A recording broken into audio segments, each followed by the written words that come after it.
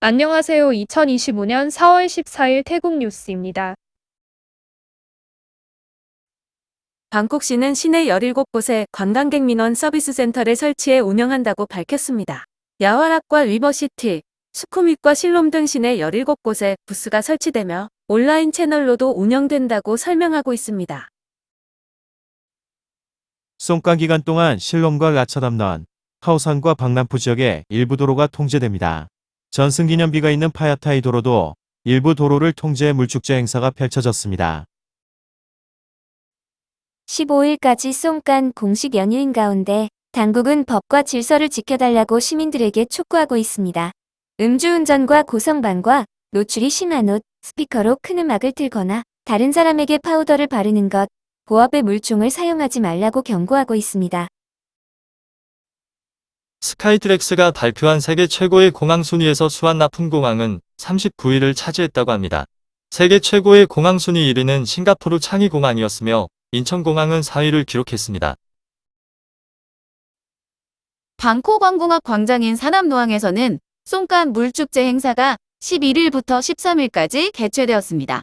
행사에는 총 55만 8,015명이 참석했는데 태국인이 52만 3,456명, 외국인이 2만 5,152명이었고 8억 1천만 바트의 경제창 출효과를 거둬들였다고 합니다.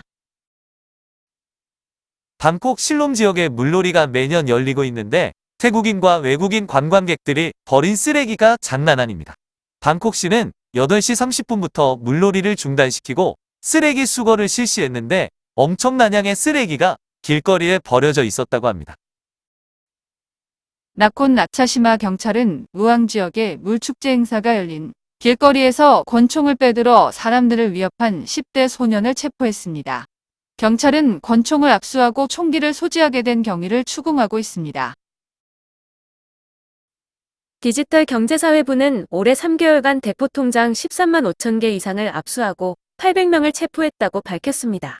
당국은 대포통장을 판매한 사람은 3년의 징역과 30만 바트의 벌금형에 처해질 것이라고 경고하고 있습니다. 치앙마이에서는 송간 치앙마이와 보령 머드 페스티벌 콜라보 행사가 열렸습니다. 개막식은 타피게이트에서 열렸는데 이 자리에는 패통탄 총리와 보령시 관계자가 참석했습니다.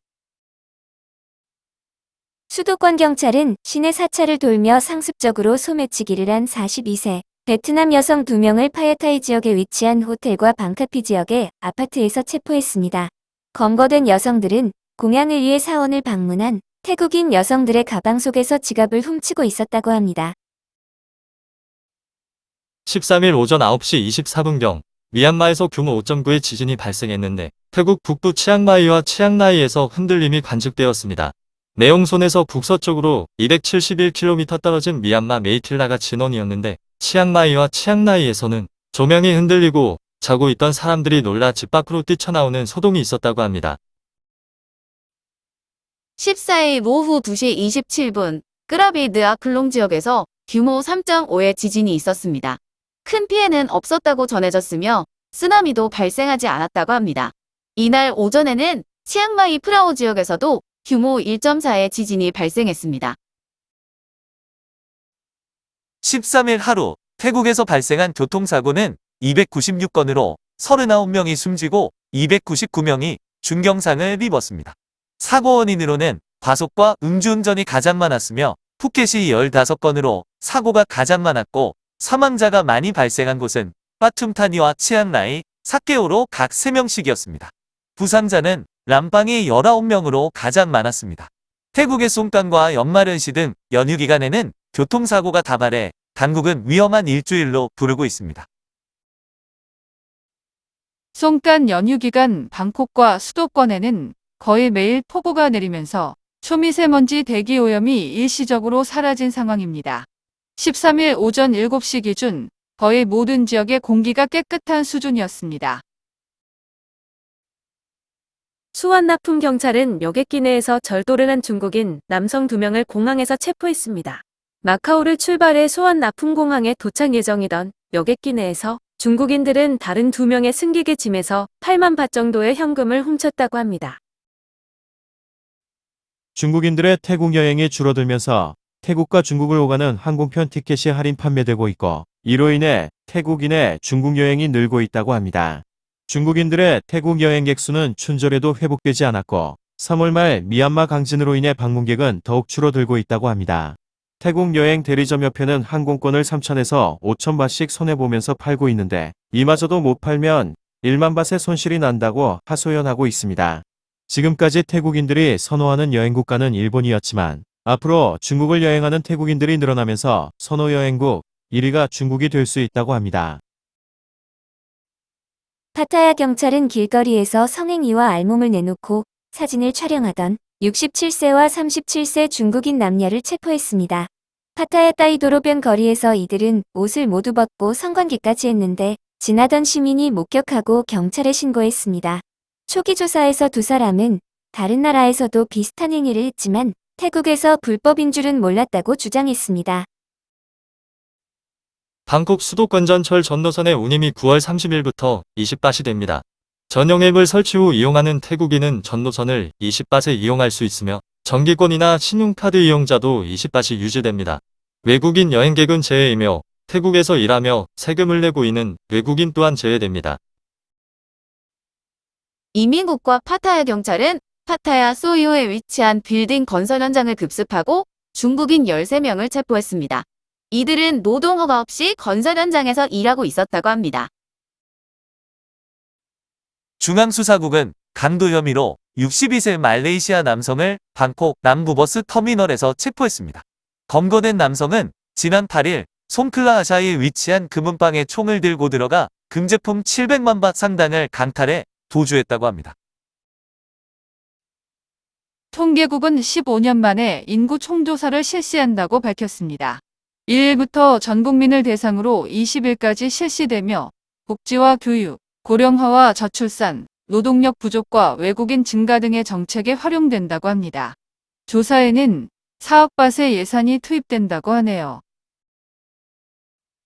13일 방콕 RCA 거리에서는 중국인들이 급수차 5대 위에서 지나는 차량과 사람들에게 고압호스로 물을 뿌리는 일이 있었습니다.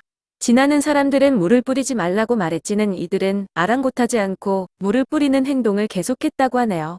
태국 형법에는 물을 뿌려 불쾌감이나 불편을 주는 경우 1개월의 징역과 1만 바트의 벌금, 이로 인해 스마트폰이나 카메라 등 전자기기를 손상시킨 경우 징역 3년과 6만 바트의 벌금, 강제로 끌고 가 물을 뿌리면 3년의 징역과 6만 바트의 벌금에 처한다고 규정하고 있습니다.